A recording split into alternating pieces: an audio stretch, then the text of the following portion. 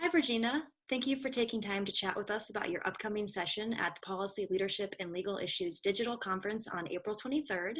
You are the Chief Equity and Member Services Officer for the National School Boards Association, and your session is focused on cultivating a diverse and competent teacher workforce. Do you want to go ahead and share a little bit about your background? Hi, thank you so much. I really appreciate the opportunity to do the session with you for your leadership session. So I served 10 years as a school board member in Prince George's County, Maryland. It was one of the most rewarding times in my life. So I'm delighted to do this work. I come to NSBA with a background in, believe it or not, the Department of Corrections. I'm an attorney and I to my core, love this work. So thank you so much for inviting me to share with your audience. Yeah, we're so excited. So, Verjeana, here in Iowa, educators don't represent the growing diverse student population.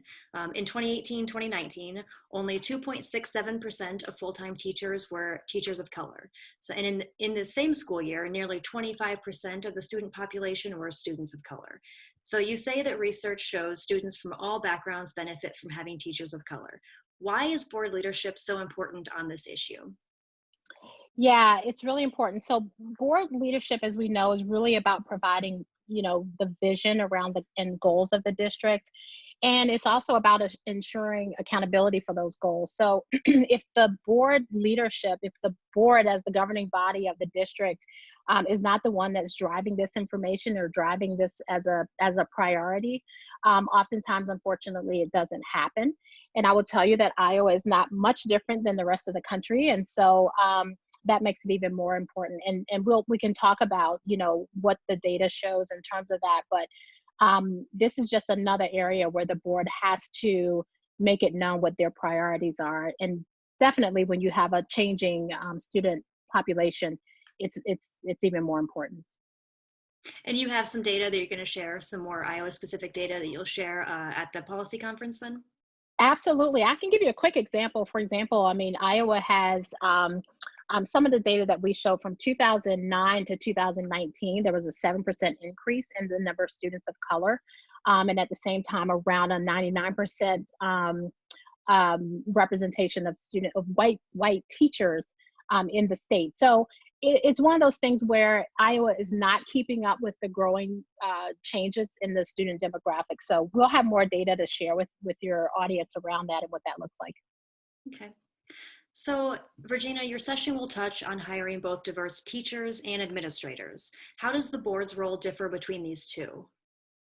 Yeah, so we'll just touch on that very briefly in the hour time that we have. But you know, districts are different, states are different across the country, but essentially boards usually have more say in the hiring of administrators than at the teacher level. And so what we know is that at the building level, if the leader is instructional leader of the building is also not in compliance, if you will, or accountable for the vision that the board has set as a priority for diversifying its teaching force, it doesn't happen. And so we often talk about teacher diversity, but it's critically important that we also include administrators and how they work to do that. So obviously it's both ways, but the administrator of the building has to also be committed to that work. So, why is it important that the board strive to recruit diverse candidates?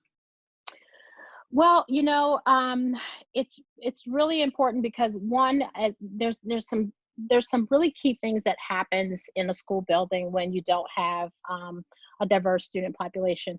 Part of that, I'm sorry, teacher teaching staff workforce. Part of that comes with some of the things that we talk about when we talk about equity in education. So, for example, some of the research suggests that students who see staff members that look like them, they're more likely to come to school. They're more likely to feel like you understand their backgrounds and where they come from. And so it's important when we think about the board's role in trying to impact outcomes for students and closing gaps. Um, it's really important that boards understand that they have a say in those outcomes. And oftentimes, I think that gets lost. So when the board sets the example that this is important, it really does impact district outcomes for students. Mhm. What steps can the district take to diversify their pool of candidates while still ensuring the highest quality applicants? So that's a good question, and we probably can delve a little into that. One thing I will start with is to say, don't assume that if you diversify your teaching force, that you're not going to have qualified and highly capable candidates to do that work.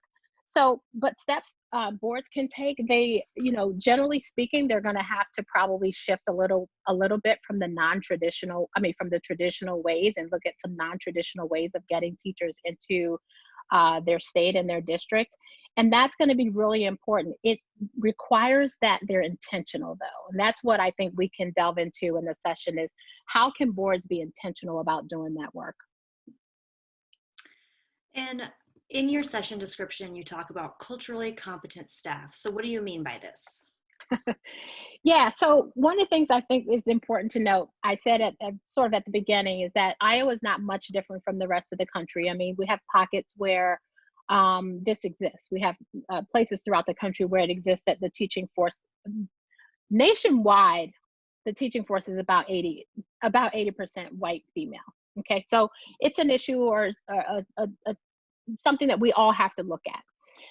In the meantime, though, while we're taking these strong efforts to diversify the teaching force, we still have to make sure that the competent, caring white teachers are able to understand and appreciate where their students are coming from, their backgrounds, and what that means for students. And so often well-meaning teachers don't realize that they may be doing harm for certain groups of students simply because they don't understand their status in life and where they come from. So we want to talk about the fact that even though you have a teaching force that may not be diverse, how do you ensure that the teachers who are there are culturally competent? Well, Verjeana, we really look forward to digging into best practices and the board's role in ensuring staff diversity on April 23rd. And we're sorry that we won't be able, to have this physical in-person conference. Instead, we're transitioning to a digital conference, but it's going to be great, and we're really excited you can still do it. Absolutely. I'm looking forward to it. And thank you so much again for inviting me. Sure. Thank you.